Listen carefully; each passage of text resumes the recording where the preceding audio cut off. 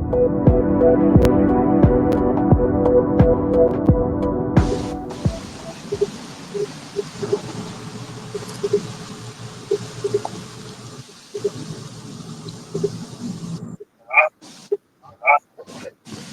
Excellencies, honourable members, ladies and gentlemen, good morning. My name is James Temple-Smith and I'm the head of the European Parliament Office in Ireland, and it's my great pleasure on behalf of ourselves and the UK Parliamentary Liaison Office, European Parliament Liaison Office, to welcome you to our webinar today on democratic oversight of the UK-EU Trade and Cooperation Agreement. You're all very welcome. In fact, as I was looking at the list of people who registered for the webinar today, noting a number of members, former members, other VIPs, colleagues, friends of both of our offices, I had a really acute sense of how nice it would have been to be able to be holding this event offline and to see all of you in person. So of course we are where we are, but let's hope that day is not too far away when we can do that again. Now, as many of you know, the role of the European Parliament Liaison Offices is to promote and amplify debates that are going on in the European Parliament. And so, especially when they're relevant to our respective jurisdictions. So of course, we were very keen to do something on this next stage in the relationship between the EU and the UK. But in doing that, we faced a very compressed timetable, sandwiched between, on the one hand, needing to allow enough time for the debate to sort of take shape in the Parliament so that we could identify a suitable angle and theme for the webinar, sandwiched between that on the one hand, and then on the other hand between the fast approaching vote. So I'm very grateful to our teams in Dublin and in London, as well as to our contractor, and most of all to our really outstanding panel and moderator for making themselves available at very short notice to do that and to be part of the webinar today. When the panel flashed up quickly there, the eagle-eyed amongst you would have spotted that in a change to the advertised billing, we don't have Naomi Long with us. She's unfortunately unwell today, so we'll send her our very best wishes. And I'm extremely grateful to Stephen Farry MP for stepping in. I mean, everyone has agreed to participate at short notice, but Stephen at particularly short notice, so thank you very much indeed, Stephen, for that. Now, when we were planning this event in mid-January, when we first started talking about it, what our aim was to look at a macro level at the arrangements and proposals for scrutiny, democratic scrutiny and accountability within the new UK-EU arrangements. And I hope we'll still be able to do that in large measure today. They say one of the typical problems you can run into in crisis management is that you focus so much on the immediate crisis that you lose sight of what might happen when that problem abates or what the next crisis or problem might be. So I hope we'll still be able to take the long view, but of course the issue that's front and centre today is the Northern Ireland Protocol, and in fact we're just following a discussion in the Oireachtas EU Affairs Committee with one of our panelists today, with EU Commissioner Šefčovič. So I'm sure we'll have plenty of discussion on those sort of detailed aspects as well. So that's what I wanted to say by way of introduction. Thank you all again for participating. Thank you again to the panel. With that, over to you, Naomi O'Leary. Hi everybody, and thanks so much for joining us to this excellent event on a topic which is of such profound interest, especially at the moment, which is about the democratic oversight of the UK-EU Trade and Cooperation Agreement. The recent unfortunate affair over the Article 16 has illustrated how profoundly important this is as an issue. And it raises really interesting questions about how can Northern Ireland be engaged in the democratic oversight of these new arrangements going forward. So we're lucky to have an excellent panel of MEPs, MPs and experts with different perspectives who will be able to weigh in on this question. Each one of them is going to give us a 5-minute summary of their view, and then we'll open it up to a Q&A with everyone who's joined us online today. So don't hesitate if you have any questions as they come up, just put them into the chat. And just to remind you, this is a joint event organised by the European Parliament in the UK and in Ireland. So just to introduce our speakers briefly, we have Danuta Hübner, MEP in the European Parliament for Poland since 2009. She was a member of the EP Brexit Steering Group and also chair of the Constitutional Affairs Committee. Between 2004 and 2009, she was Commissioner for Regional Policy. She's going to be our first speaker. After that, we'll then have Frances Fitzgerald, MEP, who is with the European People's Party as a member of Fine Gael. She's MEP for Dublin City and County, but prior to her election in the European Parliament in the 2019 European elections, Frances served as a parliamentarian for over 20 years. She most recently served as Deputy Prime Minister of Taoiseach, and is one of only 4 women to have held this position. We'll then have Stephen Farry, MP with the Alliance Party, a member of Parliament in Westminster. He was previously a member of the Legislative Assembly Stormont for North Down and was Minister for Learning and Employment in the Northern Ireland Executive. We'll then have Lisa Chambers, who's a senator in Shannon and deputy leader there, and she's spokesperson on foreign affairs and European affairs. She previously served as a TD and member of Parliament for Fianna Fáil in the Mayo constituency from 2016 to 2020, where she was the party's Brexit spokesperson. So it'd be great if we could now turn to those interventions by our panelists of about 5 minutes before opening up to questions. So we'll start with MEP Danuta Hübner. Thank you very much. I hope I am heard, and I would like to start by thanking you very much to Per and James for bringing us together for this seminar and start discussing the issues which will stay with us for probably years to come. And I would like to start with some general comments which point, in my view, to the need, also to the seriousness and the relevance of political and civic oversight of the whole process. And as James mentioned, we have already had actually a chance to feel the cold of this said divorce over the last weeks. It also reminded us that indeed UK has left. It has become a separate market, a separate regulatory area, a separate economic and political space, and it also left policies, European policies, like, for example, the Erasmus policy, which we all regret, and it has also left international agreements. And then we have this trade and cooperation agreement, which is indeed very special and very different from any other free trade agreement that we have had in the history of European Union, because normally when you have a free trade agreement, you aim at liberalizing the trade relations in more broader terms. Here, unfortunately, we have a situation where we do the opposite, meaning we scale down everything, the whole relationship with UK, which we have been building for more than 45 years. I also think that it is important to celebrate the fact that we have zero tariff, zero quota. It's always better than to have no deal and WTO tariffs of 50% for processed food, which is so important here, or 25% for processed fish, which is also so important here. But we also realize, especially in the last weeks, that trade is much, much more than just tariffs and quotas. And we know already now, we feel it, and in Ireland especially, that goods which are moving are subject to checks, to controls. UK is out of the VAT European system. We have health certificates, SPS, you know, all those who are experts know how much all those licenses and permits, how much time it takes. And this bureaucracy is back. I mean, it was not with UK when you were in the EU, but now it's just back.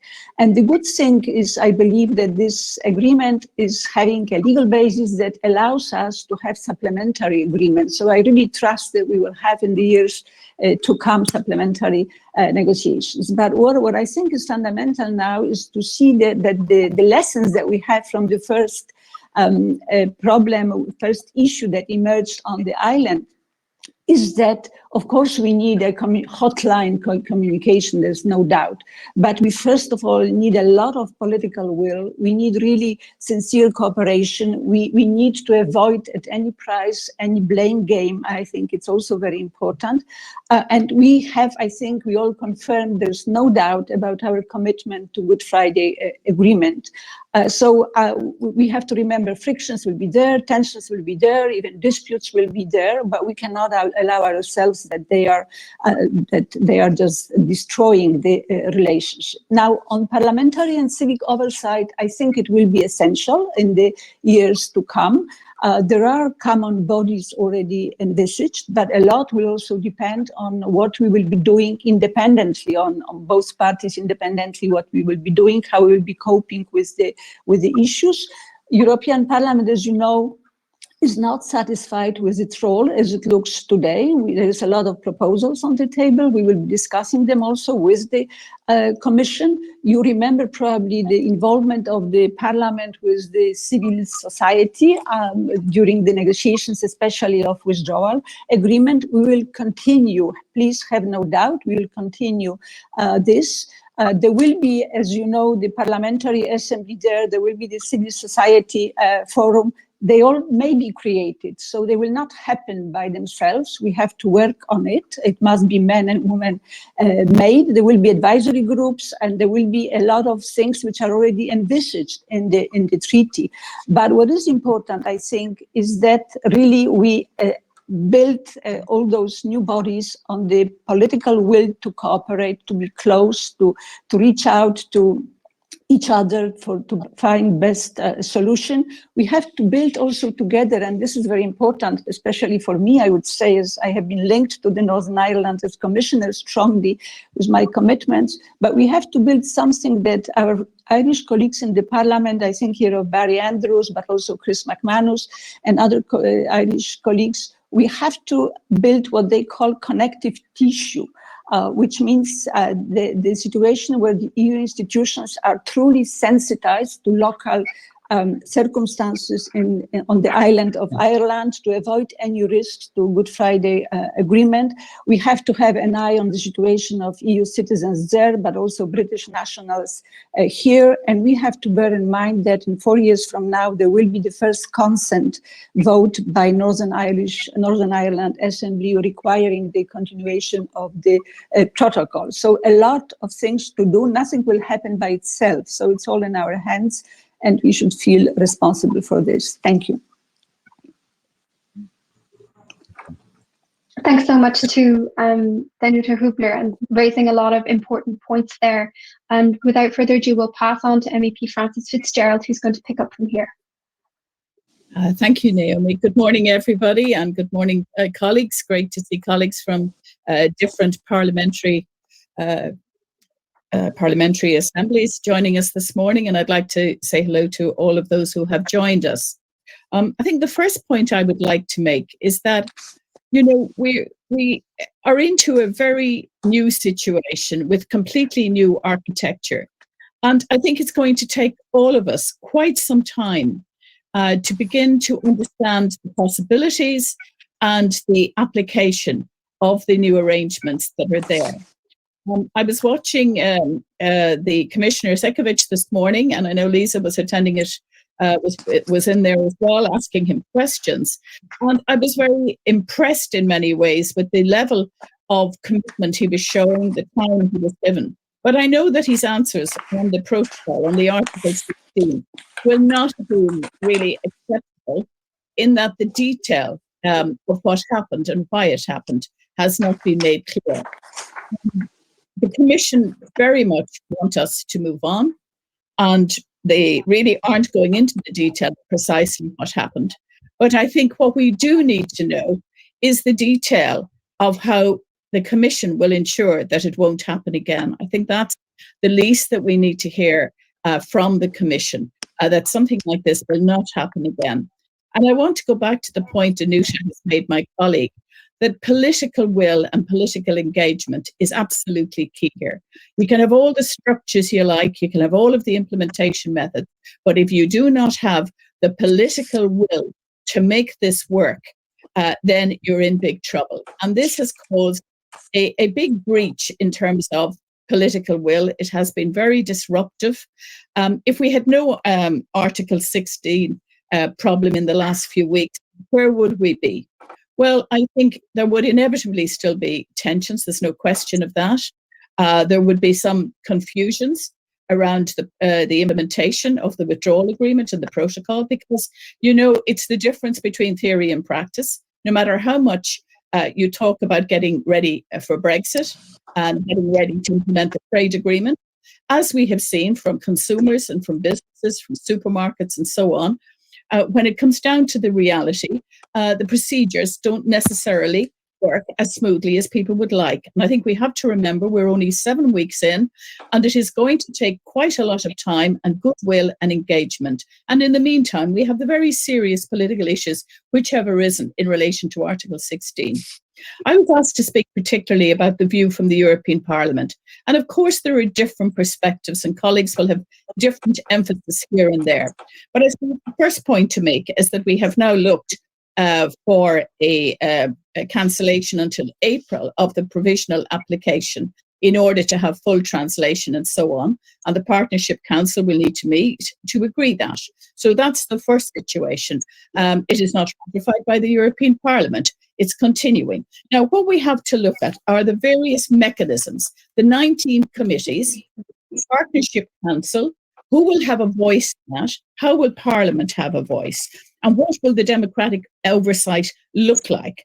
And what's absolutely clear is that the Partnership Council that has been created as part of the Brexit agreement will have a wide range of powers, including powers to amend the substantive provisions of the trade deal itself. So we absolutely need to have a lot of involvement there, because the exact composition and function of the Parliamentary Partnership Assembly is going to be very important for us to discuss as well, and to see exactly what transparency and what engagement will be there. Parliament, and it's very hard to go through this quickly because it is very complicated. Parliament wants to have a very involved role in the process. Parliament's Constitutional Affairs Committee has said that it wants to ensure it's treated on an equal footing with the Council. In particular, it wants the Parliament to give its consent to every substantial amendment that might be made to the bilateral trade agreement, and have access to the same information as the member states. I think MEPs have made a strong case in relation to this, as with any trade agreement, and there are particular circumstances, as Danuta has said here, because it's the withdrawal of a former member. And I think one of the political messages we can take is that if you look at the engagement over the last period, during the whole Brexit discussion, the withdrawal agreement, and now the TCA, you have seen extreme goodwill from the EU. You have seen huge engagement in the Parliament, for example, through the UK-EU coordination group. And I think we have to discuss how that what role they might take going forward. But the big question is, how are we going to have the kind of consultation that is needed with Northern Ireland? How will Northern Ireland politicians engage the same as before, or new mechanisms? How will the UK handle that? How will the Irish government handle it? And a bit like the Good Friday Agreement, it's really going to take time to get to know the mechanisms, to see how they will work. But the key messages and the key issues are engagement, consultation, listening. The Council has said it will do that with the Parliament. It has done it up to now. It must continue. But how the other parts of north, south, east, west will be engaged, and to what degree, is going to be a very key question. And what's the goodwill that's going to be shown to sort out the details in the protocol that are currently causing problems? Thanks very much indeed, Naomi. Thanks, Frances, and invaluable comments there, I thought, particularly on the need for oversight and accountability, which I think there are still many questions remain on that, and that I can already see people bringing that up in the comments. And if there are any people joining us for this, don't hesitate if you do have any questions to add them in there, and we will come round to them at the end during the Q&A section. So we'll move on now to to MP Stephen Farry, who we're particularly grateful could join us at short notice, representing the Alliance Party, who can perhaps offer us a valuable perspective from the point of view of Northern Ireland. Thanks, Stephen. Thanks very much, Naomi, and good afternoon to everyone. First of all, I just want to place on record my thanks to the European Parliament and all of the institutions of the European Union for their support for Northern Ireland and the protection of the Good Friday Agreement right throughout the Brexit process. That has been invaluable. Of course, Brexit poses some very particular challenges to Northern Ireland. We're a society that only really works through sharing and interdependence, and we did rely on that joint membership of the European Union by both the UK and Ireland to facilitate open borders across our islands. And with Brexit, that becomes particularly challenging, especially in the context of what is a hard Brexit that the UK has chosen. So there was always a need for some form of special arrangement for Northern Ireland in the context of that hard Brexit. And sadly, whenever the UK left the Single Market and Customs Union, that was always going to create some type of line on the map somewhere. And wherever that line was going to be drawn, there was always going to be some degree of friction. The protocol is very much therefore the product of the decisions taken by the UK and the response to that situation. It is obviously very challenging for Northern Ireland, and we have seen some difficulties already in terms of implementation, some of which reflect some problems around lack of information and preparation by businesses in Great Britain, but also some structural difficulties, in part due to the scale of the diversions from the European Union by the UK.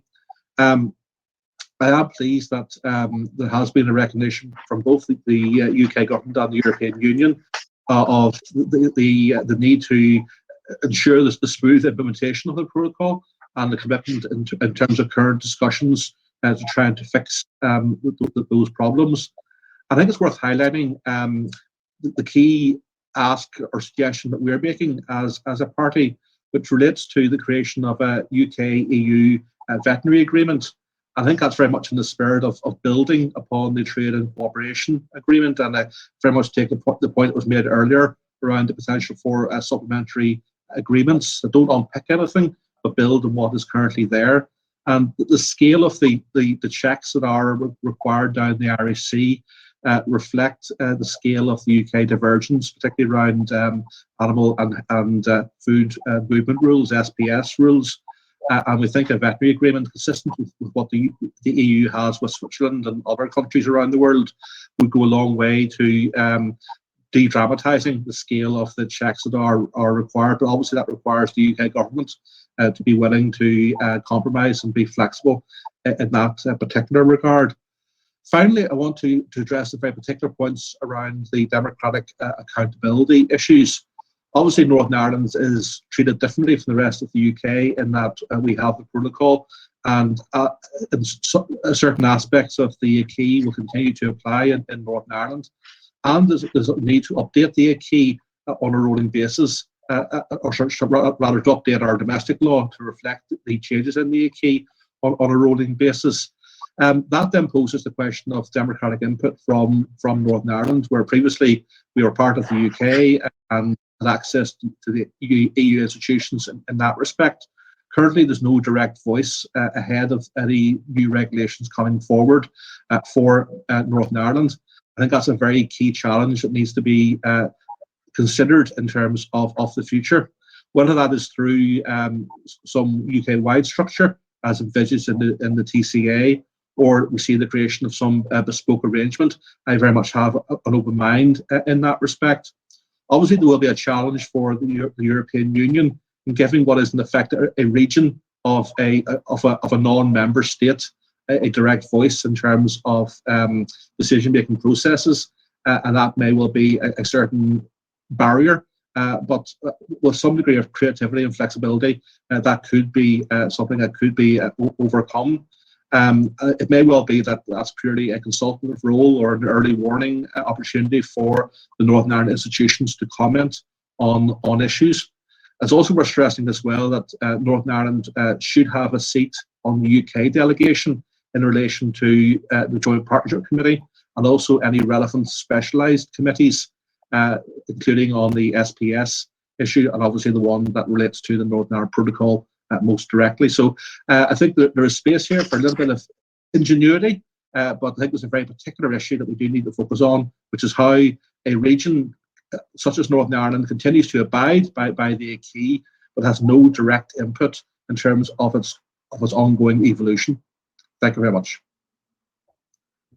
Thank you so much to Stephen Pryor for that. And we're getting a lot of questions in about where there might actually be space for flexibility or change or adjustments to the arrangements. What kind of ingenuity might there be, to use your words, Mr. Pryor? And perhaps we can now turn to Senator Lisa Chambers, who I know is he's extremely up to date on this, as she was actually questioning the European Commission Vice President Maroš Šefčovič just this morning. So we're looking forward to hearing your comments, Lisa. Thanks very much, Naomi, and hello to everybody, to the other participants and to those that are listening in. You're right, this morning we had a Vice President of the European Affairs Committee, and it was an interesting insight into where the Commission has come from and how they've had the mistakes. I think it was interesting actually that he has knew that Article 16 was never invoked.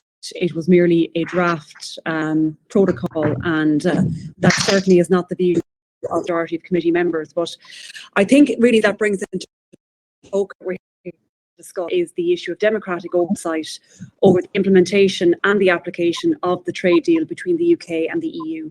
And if ever we needed confirmation that we need that oversight, I think the events of January 29th, when the protocol was invoked or partially invoked or intended to be invoked, whichever way you want to spin it, we absolutely need that oversight, and we need it now.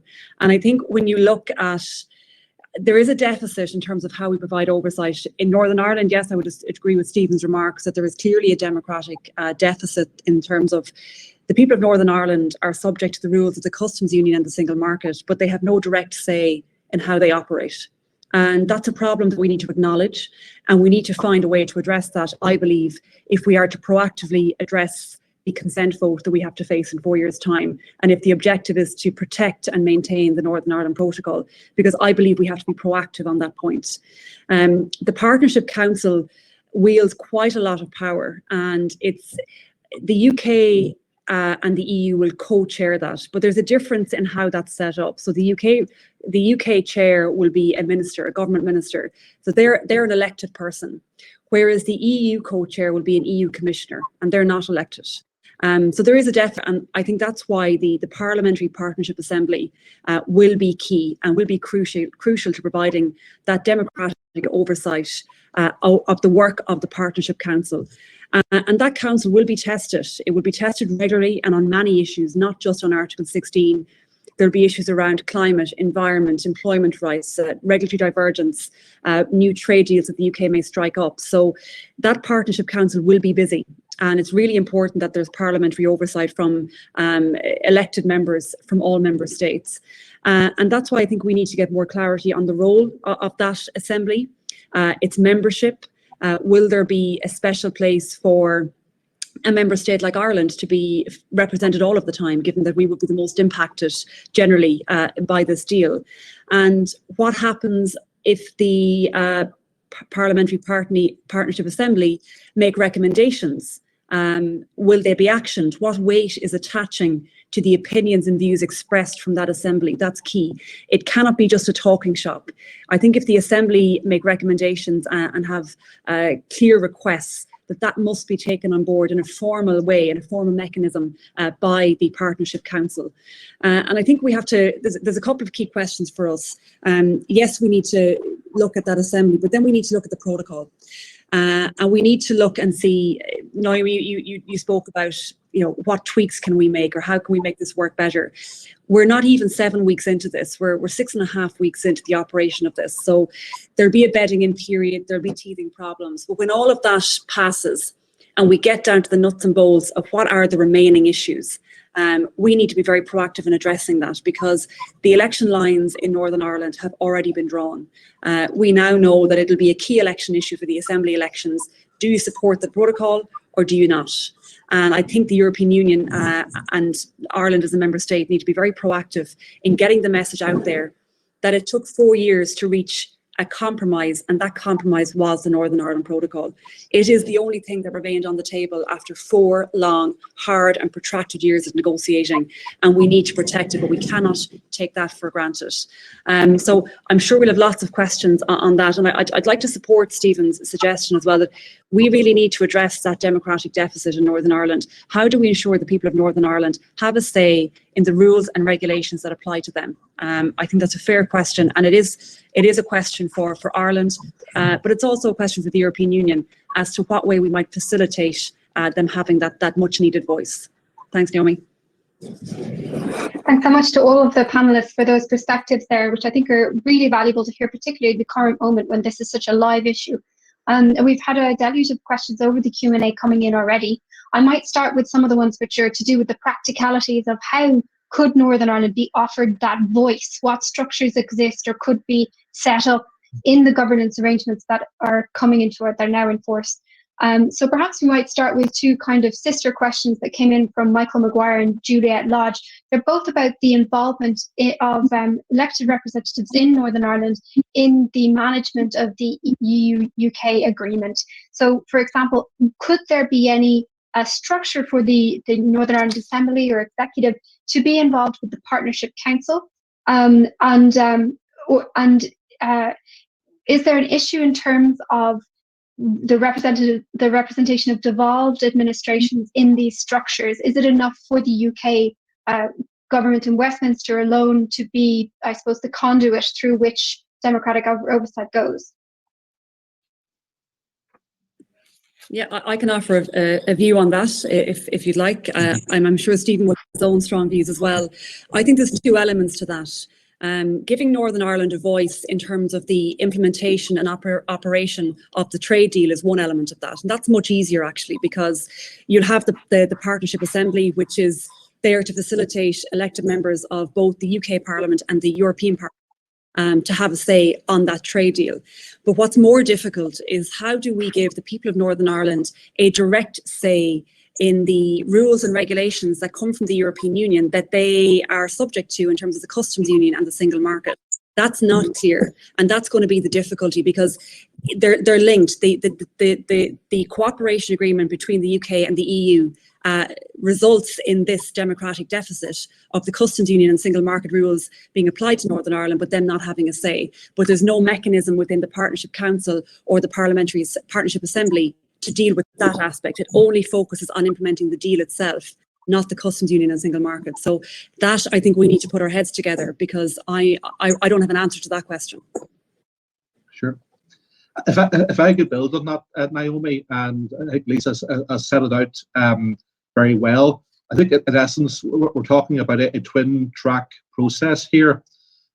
We can talk about, first of all, about Northern Ireland representation on the UK-wide structures, and we have had that via the Joint Committee and Specialist Committee in relation to the withdrawal agreement up until now, but that is to police the trade and cooperation agreement specifically. The second track has to be then, what is the direct voice for Northern Ireland? Now, ultimately, it is, of course, for the UK government as the sovereign party to these treaties to ensure ongoing compliance. But on a day-to-day basis, it is the Northern Ireland Assembly that will have to make any adjustments to domestic law to reflect changes in the acquis. And it's in that sense that a direct voice for Northern Ireland in terms of what's coming up in terms of changes to regulations is important, so that their particular perspective can be taken into the decision-making process. And that's probably the one area where I think the greatest level of creativity is going to be required on the part of the European Union as to how that can be facilitated. I don't have a direct answer to exactly what that looks like, but I think we are sort of narrowing down in terms of the general space we have to fill. Could I make a point in relation this, Naomi. I think we're very much at this stage, we're at a really early point in terms of the implementation phase. So that is the first issue, first point to make. The second is the issue about a region, and Stephen has, reflected on this already. From an EU perspective, that's complex in terms of precedent, and various suggestions have been made. I think some will be more difficult than others to implement, given the EU's approach to regional assemblies and dealing with sovereign governments. But just to make the point, as well as needing, supplementary implementation of connectivity, I do want to say that if you look at the Partnership Council, member states may attend meetings as part of the EU delegation, but no voting rights.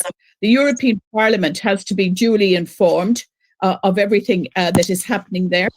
And I think there's a lot of scope to develop that, actually, the protocols around that, the role of the European Parliament, and so on, and the information that needs to be processed. And then the question becomes, how do you also ensure that the Northern Ireland Assembly, has that level of information and engagement, because the citizens of Northern Ireland are the people who are going to be incredibly affected by this. And then if you look at the Parliamentary Partnership Assembly, again, I think there's more scope than has been spelt out at this stage in relation to that. It doesn't directly deal with the Northern Ireland issue in terms of the Assembly, of course, but it is members of the European Parliament and members of the Parliament of the United Kingdom. And I think what the UK has done to date in terms of its engagement with Northern Ireland politicians, and Sekovic talked about that this morning, about how high the level of engagement has been, and Stephen referred to that as well. The precedent there is good in terms of the EU's approach to engagement, to inclusivity, and to diversity. But we are going to have to put our heads together to figure out how this will develop. But just to say again, Naomi, we're at such an early point, and now we're going to April probably, if the UK agrees, in terms of the structures that are actually there, beginning to bed those down. There's a lot of work to be done as to what they will look like. And then we'll be in a better position, I think, to see, where the gaps are and what needs to be dealt with, although they are becoming very obvious. We had quite a practical question come in. Oh, I'm sorry, Danuta, excuse me, please do go ahead. It's difficult to invent something new, because I think all of you are just trying to find all the channels and platforms through which we could just get also Northern Ireland having a say in everything that will be going on, and with regards to the implementation of the TCA and of the withdrawal agreement. I think it's very important to remember that there is withdrawal agreement, because actually the protocol is just part of withdrawal agreement. And on withdrawal agreement in the European Parliament, we have already in Constitutional Affairs Committee and Monitoring Group, we are ready to certainly to listen to you. You are always invited. I mean, the European Parliament, whatever we can do is just offer the platform for any sharing of the concerns and views. So on our side, you can count on openness without any formal changes to the way we are going to work together. The formal changes can only come through the through the willingness on the UK government side to take on board all those concerns that you have mentioned. And unfortunately, the European Union has not anything to say on those things. So you have to do your job on that side, but be sure that all the platforms we have for the debates with citizens, with the world, with third countries, especially with Northern Ireland, where we are all committed to strongly, it's all open. And also remember that there are flexibilities in the very protocol on Ireland and Northern Ireland. There are also flexibilities which have been established in the December meetings of the joint committee, and there were a lot of commitments which were not, I think, respected, especially, I'm sorry to say that, by the UK side.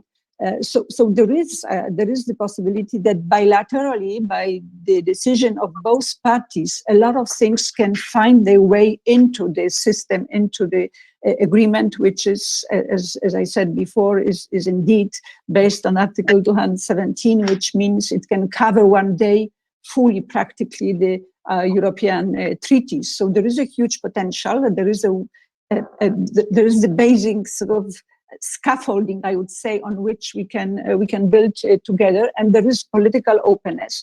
But certain steps can only happen through the UK, I think, action. So we cannot help you with everything, but we are politically absolutely committed. Just don't forget that. Thank you. We have some interesting contributions coming in from former UK MEPs, including the former UUP MEP Jim Nicholson. And he said, I've listened with great interest. I've heard many fine words, but nothing positive on how you can address the democratic deficit. Let me be clear, the events of the 29th of January have totally changed attitudes in Northern Ireland. They've poisoned people against Brussels unless you address Unionist real concerns and not continue as if they don't exist. We have quite an interesting contribution as well from another former MEP, Dr. Charles Tannock, who asks whether there's any scope within the Good Friday Agreement to somehow constitutionally represent Northern Ireland via Ireland's MEPs. And he notes that he was one of 3 UK MEPs who was designated to represent the interests of Gibraltar, for example, before they got their own direct vote. So are there, perhaps I might turn to Stephen Farry, first of all, to ask about, do you think that that is a good idea? Is it something that do you think would go towards addressing concerns? Or is there some other method of democratic oversight that you think would be preferable than going through Irish MEPs as representatives? Well, I think, first of all, the Good Friday Agreement doesn't go into that level of detail. It never envisaged a situation where the UK would leave the European Union, so it wasn't that it wasn't looked at the future in that regard. That type of question about representing Northern Ireland indirectly is largely a question for the Irish government and also the Irish MEPs in terms of how that could be facilitated. Certainly, I think it is certainly one option of many that could be considered, and I'm happy that is the case. Also, just to address the point made about Jim Nicholson, who obviously is a highly experienced former MEP. Obviously, what happened around the potential invoking of Article 16, it is important that we stress that it wasn't actually invoked. It was only something that was in the works. That has certainly raised the temperature in Northern Ireland and made things more difficult.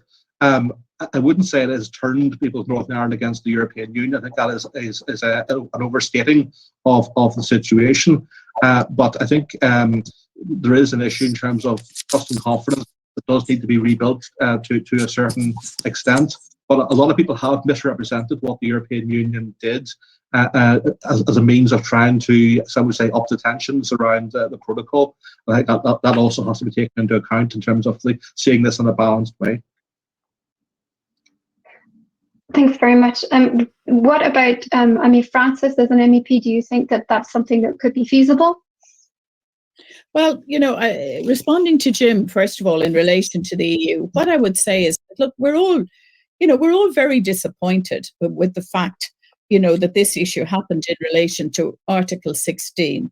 But, I do want to go back to the point that we spent so much time getting to the point. I mean, if there was no Brexit, we wouldn't have this issue. I mean, let's face it. I mean, democratic right to obviously to take the decision around Brexit, of course. But I'm very disappointed that that's the situation we've arrived at, and we have very complex issues to address as a result. But I would say that the mistake on Article 16, it happened. I mean, Ursula von der Leyen has deeply regretted it. I certainly regret it. It's made everything more tense, and it has put a spotlight, on an anxiety that people had around behaviour. Now, we have to recover from that, would be my point of view. In terms of Irish MEPs, I mean, my belief in relation to that is that obviously we represent the concerns that are brought to us.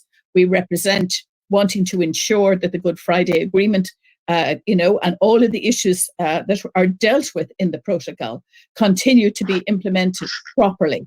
And I would say, rather than any direct role in relation to the suggestion that was made, that would be our goal. That would be my goal. That would be my party's goal, to ensure that the protocol is implemented and that it is dealt with.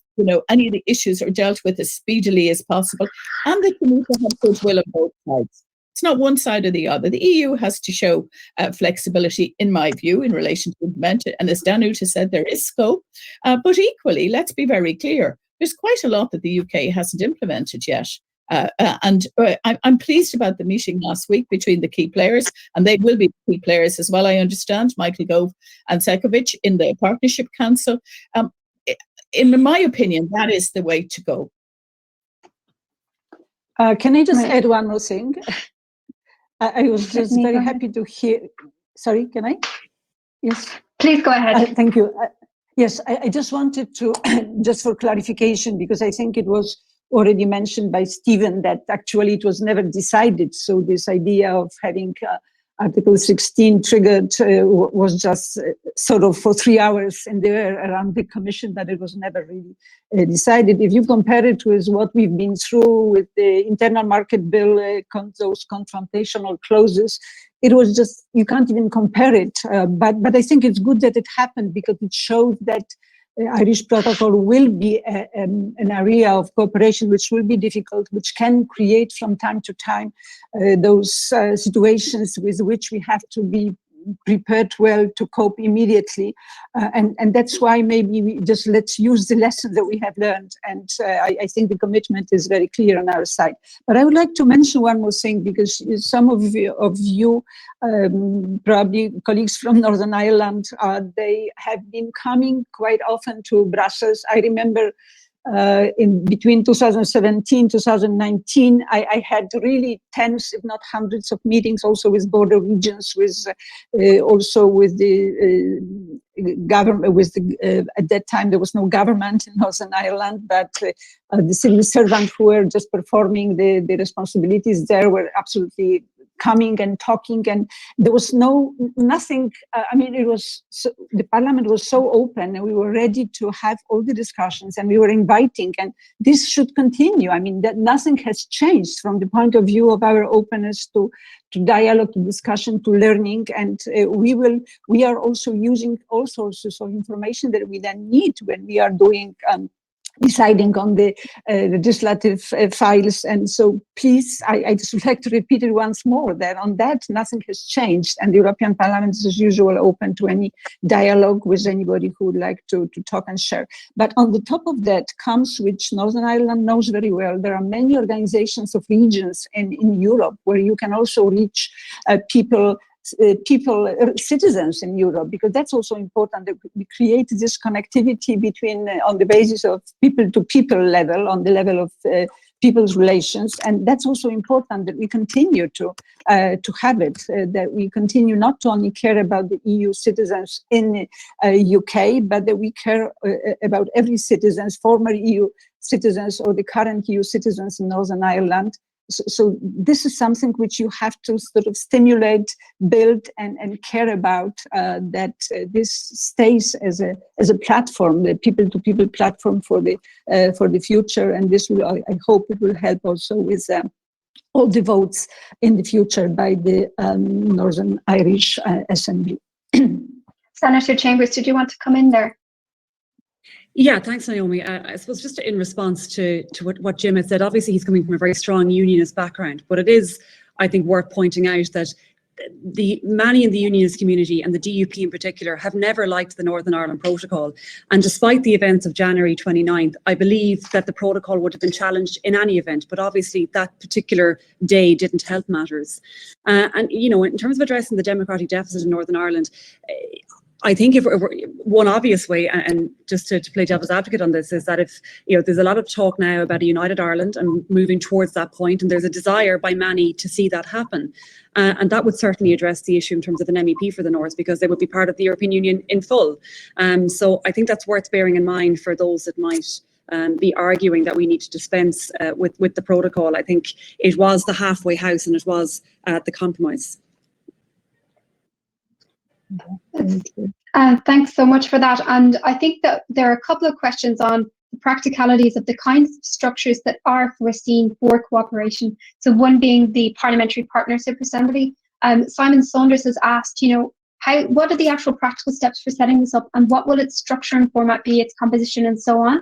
And then there's been another one about the civil society forum. What is the mechanisms for setting that up?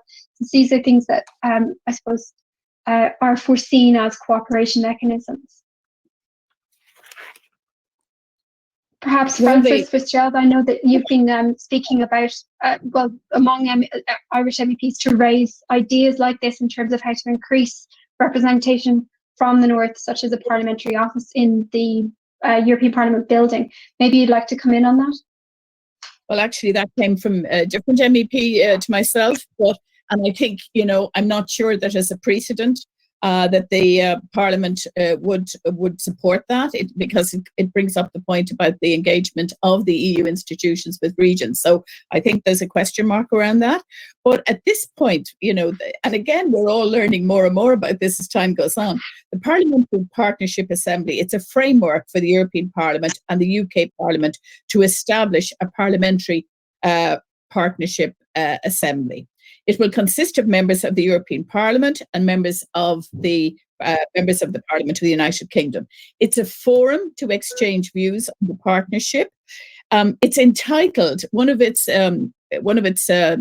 the opportunities it's had is to request information from the Partnership Council, to be informed of decisions and recommendations.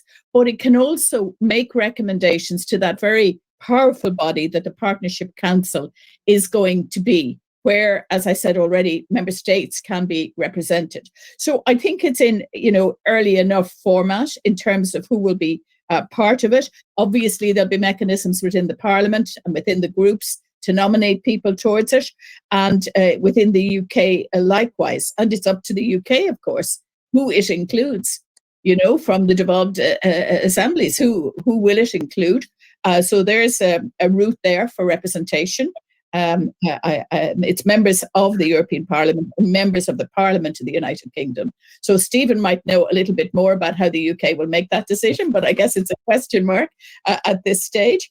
And then there's, in the civil society participation, to take up Danuta's point, within these different bodies, the Parliamentary Partnership Assembly, to have civil society participation by way of consultation. So there's a strong commitment on consulting civil society on the implementation of the TCA. And there's also domestic advisory groups and joint civil society forums, which will be composed of reps from business, trade unions, NGOs, and other organizations. So, as I say, I think we're all coming to terms with this complex architecture.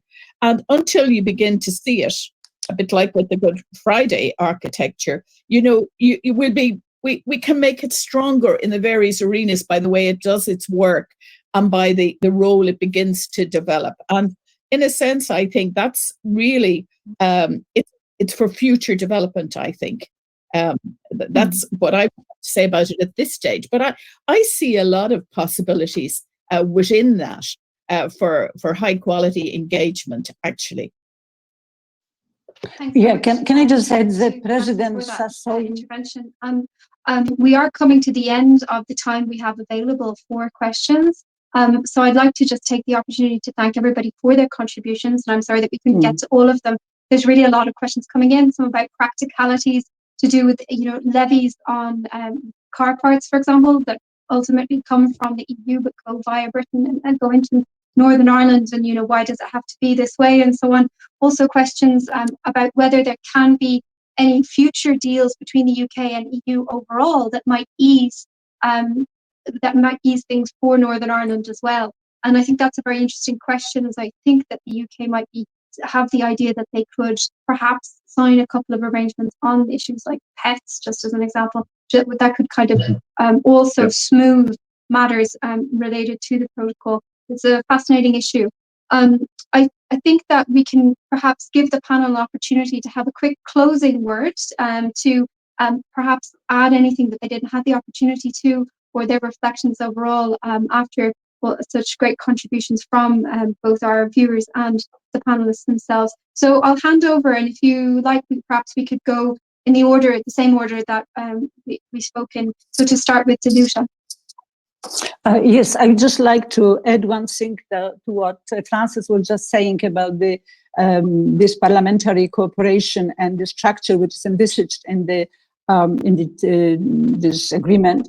That President Sassoli has already written, I think, around 2 weeks ago to his equivalent in the House of Commons, that I think, European Parliament is ready to start the creation of this structure. And I think, as we all know from our experience as politicians, is that what we have in the treaty are just the structures, this scaffolding, as I said, but really what role it will play will depend on the people who will fill all those structures. So it's up to us, to the politicians in Ireland and Northern Ireland, us in the European Parliament, but first of all, also UK. It's also UK responsibility to fill it with the people as quickly as possible and start really converting these relations into the relations among people, because I think that's our only chance to get through this extremely difficult and sad and unfortunate process of Brexit. If we really take it down to the level of the people, because it's about their lives. Thank you. Would you like to pick up on that, Francis? Yeah, well, just to say that I think it's essential that both sides listen to people on the ground in Northern Ireland, to communities, to businesses, to citizens. And what should be most important at the end of the day is ensuring the least possible disruption to people's lives in Northern Ireland. And I think there's an obligation on both sides to work with each other. Commissioner Šefčovič talked about listening to people on the ground. And I think there will need to be flexibility again from both sides in relation to the protocol. And I think with good political will, I mean, at the end of the day, we want to maintain peace. I mean, that's the most important thing. I mean, it's a huge prize, a huge goal, and everything, despite the tensions, I mean, that's what everybody wants. And we're going to, as politicians, and I think all of the politicians on the island of Ireland and in the UK, we've got to work very hard to make sure that these complex arrangements, and they are complex, that we could do the best possible job with them. Thanks so much. And Stephen? Thanks, Naomi. I just wanted to address 3 points just in closing. First of all, just to reinforce again the point that was made towards the end there around how supplemental agreements between the UK and the EU can actually de-dramatise the Northern Ireland Protocol. So rather than unpick what is already there, that's probably the best way to try to address the problems that we are seeing. The second issue, just want to reflect that there's been very, very little discussion so far in the UK Parliament around the potential partnership working with the European Parliament. So that's at a very, very early stage, and I think we're keen to see that accelerate over the coming weeks. And finally, just to build on the point around the civic society engagement, it's also worth referencing, therefore, the joint consultative working group that exists under the withdrawal agreement, and stress that has yet to be formed, never mind meet, and that was something that is now due. That will be another forum for Northern Ireland civic society to be represented and to have a voice. Thank you. Thanks very much. And last but not least, Senator Lisa Chambers. Thanks very much. Thanks, Naomi, and to Danuta and Francis and Stephen. It's been a really good engagement, I think, and thanks to everyone that put questions forward as well. My closing remarks would be that we have what I would consider to be a living document, a bit like the Good Friday Agreement. It will need to be monitored, to be protected, and we need to ensure that we work together to make it work for all citizens.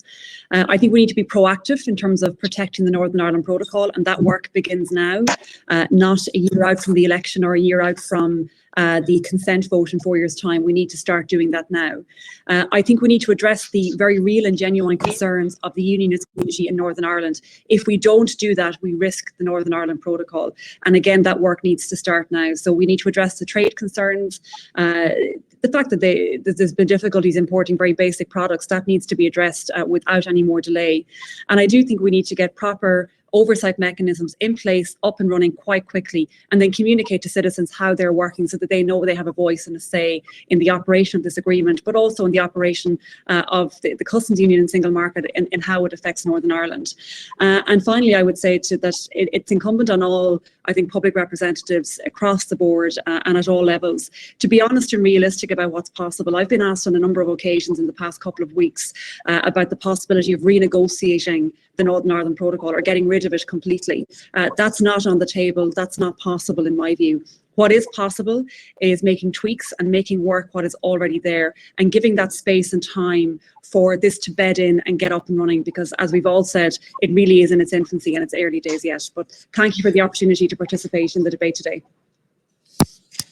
That was brilliant, and we're very grateful for all of the panelists to be able to join us and give their perspectives on this very topical issue. So thanks very much to all of them for giving us their time and expertise on this issue. Just to remind everyone who joined us today, you will get a link to the recording of this event, so you can watch back or share it if you like. And there'll also be an opportunity to give your, I suppose, your view in terms of rating the event. So do please give the feedback. It's most welcome. So thank you so much to everyone again for joining us. And we hope to have many more such events soon. Thank you. Thanks, Naomi. Thank you. Bye-bye.